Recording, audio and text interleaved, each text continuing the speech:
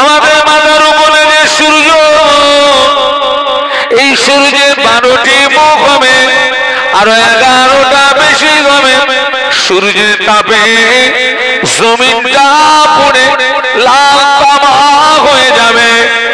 হাসরবাসীর মাথার কেন টকবক টকবক টকবক করে ফুটতে থাকবে। কারো কান দিয়ে, কারো নাক দিয়ে, কারো চোখ দিয়ে মাথার ক্ষীরগুলো বজবজ করে বেরোতে থাকবে। কিয়ামতের ময়দানে হাসরবাসীদের জিভটা বেরিয়ে নাভিস্থল পর্যন্ত চলে আসবে।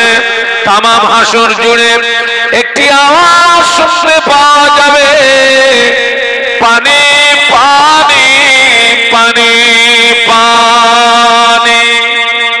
একটু বলুন আল্লাহু আকবার, একটু জবান খুলে বলুন আল্লাহু আকবার। তামাম হাসর জুড়ে একটি আওয়াজ, পানি পানি। কিয়ামতের ময়দানে,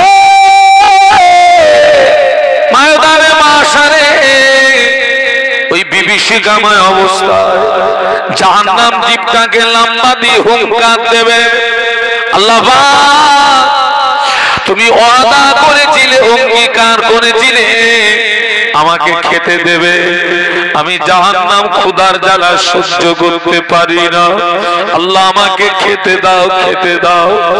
জাহান্নাম জিভটাকে লম্বা করে হুঙ্কার দিয়ে আল্লাহ পাকের একদম গুনাহগার বান্দা বান্দীদিগকে জাহান্নাম নিজের ভিতরে টেনে নেবে। নিজের ভিতরে টেনে নিয়ে জাহান্নাম দ্বিতীয়বারের ঝলকে আরেকদল বান্দা বান্দীদিগকে জাহান্নাম গ্রেফতার করতে যাবে। ওই সময় আল্লাহ পাকের তরফ থেকে একটা নিষেধ বানিয়ে আসবে, আমার বিনা হুকুমে, আমার বিনা ইজাজতে আমার এই সমস্ত বান্দা বান্দীদের গায়ে তুই যেন স্পর্শ করবি না। বলুন সুবহানাল্লাহ। জাহান্নামকে ডাকবে বলে আল্লাহ পাক কিছু ফেরেশতাকে ডাকবে, ও মালায়েকারা চলে যাও, আমার আরশ মহল্লায় চলে যাও। আমার আরশ মহল্লায় গিয়ে দেখবে একটা নূরের পাত্রে, মতির পাত্রে কিছু পানি রাখা। ওই পানিটা তাড়াতাড়ি করে নিয়ে চলে এসো। আল্লাহ পাকের ফেরেশতারা আল্লাহ পাকের আরশ মহল্লায় গিয়ে দেখবে একটা নূরের পাত্রে, মতির পাত্রে কিছু পানি রাখা। বলুন সুবহানাল্লাহ। ওই পানিটা নিয়ে ফেরেশতারা আল্লাহ পাকের দরবারে চলে আসবে। ও রব্বুল আলামিন, আল্লাহ পাক পৃথিবীর জমিনে বহু পানি, কিন্তু না না এত কম পানি নিয়ে কেন আরশ মহল্লা নুনের পাত্রে উঠিয়ে রেখেছে? আল্লাহ বলে ফেরেশতারা এই পানিটা পৃথিবীর কোন দরিয়ার পানি নয়, এই পানিটা পৃথিবীর কোন নদী নালার পানি নয়, এই পানিটা হলো আমার বান্দা বান্দীদের চোখের পানি। ও আমার যে বান্দা বান্দী আমাকে ভয় করে, আজ আমি জাহান্নামের কথা মনে করে, কবরের কথা মনে করে, হাসরের কথা মনে করে, পুরসুরাতের কথা মনে করে কেঁদেছিল, রোনাজারি করেছিল, আমি আল্লাহ পাক ওদের দুফোঁটা চোখের পানি ফেলে দিই না। ওদের দুফোঁটা চোখের পানি নিয়ে আমার আরশ মহল্লা নূরের পাত্রে উঠিয়ে রেখেছিলাম। ও আমার ফেরেশতারা এই পানিটা নিয়ে আমার জাহান্নামে একটু ছিটিয়ে দাও, আমার জাহান্নামে একটু ছিটিয়ে দাও। আল্লাহর ফেরেশতারা দুফোঁটা পানি নিয়ে আল্লাহর জাহান্নামে যেই না ছিটিয়ে দেবে, বাবা জাহান্নামের আগুনটা তপনে ঠান্ডা হয়ে যাবে।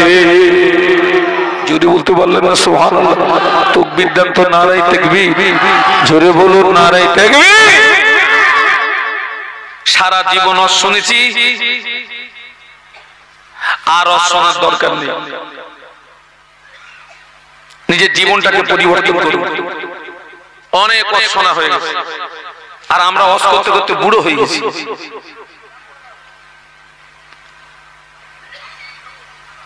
আমরা ভালো হই, পরিবর্তন হই। আবার বলছি এই মাহফিলটাকে শেষ মাহফিল মনে করে। আমি গতকালকে একটা জানাজা নামাজে গেছিলাম ব্যারাকপুরে। সম্পর্কে আমার ভাবি হন, আমার ফুম্মার ছেলের স্ত্রী। হ্যাঁ, উনি আসরের রক্তে মারা গেলেন। আপনার ছাদে উঠেছেন ওই কাপড় মেলে দেওয়ার জন্য। ওই কাপড়টা মেলে দিতে গিয়ে চোখটা ঘুরে পড়ে গেল।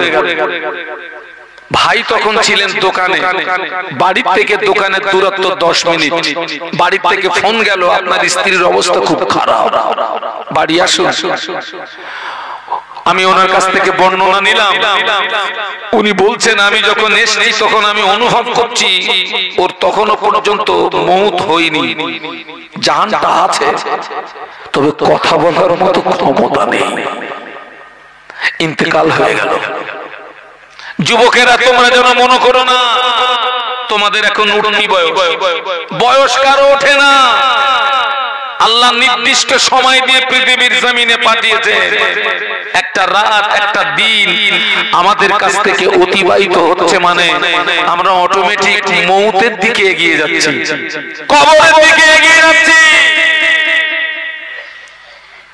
ঘড়ির কাঁটা যে গতিতে ঘুরছে ওই গতিতে আমরা মৃত্যুর দিকে এগিয়ে যাচ্ছি। বাস্তব বলছি না বাস্তব বলছি, কবরের দিকে এগিয়ে যাচ্ছি। আর পাগলামি করার সময় নেই। যারা এখনো নামাজ পড়ো না, এই মাহফিলটাকে শেষ মাহফিল মনে করে আল্লাহর রাস্তায় এখান থেকে তওবা করে নামাজি হয়ে যাও।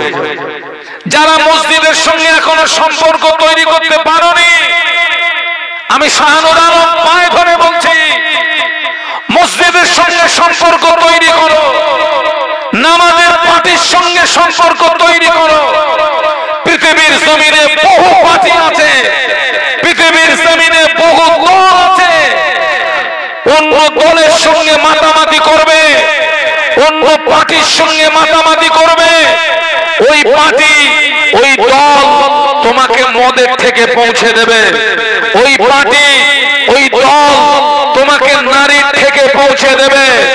আল্লাহর নামে শপথ করে বলছি, মসজিদের সঙ্গে যদি সম্পর্ক তৈরি করতে পারো, নামাজের পার্টির সঙ্গে যদি সম্পর্ক তৈরি করতে পারো, আল্লাহ চাইলে ওই মসজিদ আর ওই মসজিদের নামাজের পার্টি তোমাকে আল্লাহর জান্নাতের দরজায় পৌঁছে দেবে। একটু মহব্বতে বলুন, একটু কাঁদুন, আল্লাহর কাছে ক্ষমা চান। আল্লাহ আমি অন্যায় করে ফেলেছি, ভুল করে ফেলেছি, আমি নামাজ পড়িনি, আমি নামাজ ছেড়ে দিয়েছি, মিথ্যা কথা বলেছি, চিটিংবাজি করেছি, মদ পান করেছি, সুদ খেয়েছি, তাস খেলেছি, গাঁজায় দম দিয়েছি, লটারির টিকিট কেটেছি। আমাদের জন্য এখনো তওবার দরজা খোলা আছে না নেই? একটু বলুন বলুন বাবা। বান্দার গোনা যদি হয় আসমান পর্যন্ত, আল্লাহ পাকের ক্ষমা আরশে আজিম পর্যন্ত। একটু মহব্বতে বলতে পারলেন না? আপনাদের কষ্ট হচ্ছে না তো? বান্দার গোনা যদি হয় আসমান পর্যন্ত, আল্লাহ পাকের ক্ষমা কোন পর্যন্ত বলেছি? আরশে আজিম পর্যন্ত। ওমরের মতো কাঁটা কাফের রাসূলুল্লাহর মাথা কাটতে গিয়েছিলেন, মাথা কাটা হলো না। নবীর কদমে লুটিয়ে পড়ে ইসলাম গ্রহণ করার কারণে আল্লাহ পাক ওমরের মতো কাঁটা কাফেরকে maaf করে দিলেন।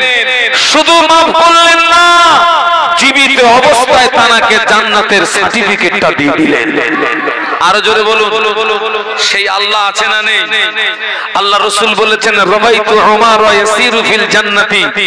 আল্লাহ রাসূল বললেন আমি নিজে চোখে দেখেছি আমার সাহাবী ওমর আল্লাহ জান্নাতের ভিতরে ঘুরছে। একটু জোরে বলুন। বাবাজি, ছেলেরা, বাচ্চারা সবাইকে বলে, মায়েরা বলে যাচ্ছি, আপনাদেরকে একটা রাস্তা বলে দিচ্ছি, ক্ষমা পাওয়ার রাস্তা বলে যাচ্ছি। সবাই যখন ঘুমিয়ে পড়বে, আব্বা ঘুমিয়ে গেছে, মা ঘুমিয়ে গেছে, ছেলে ঘুমিয়ে গেছে, মেয়ে ঘুমিয়ে গেছে, ওই সুযোগটাকে হাতছাড়া করো না। আমি শাহানুর আলম তোমাদেরকে যে কথা বলছি এতটুকু বিশ্বাস রাখবে, ও আমলটা আলহামদুলিল্লাহ শাহানুর আলমের ভিতরে আছে। সবাই যখন ঘুমিয়ে পড়বে, সবাই ওই সময়টা হাতছাড়া করো না, গোপনে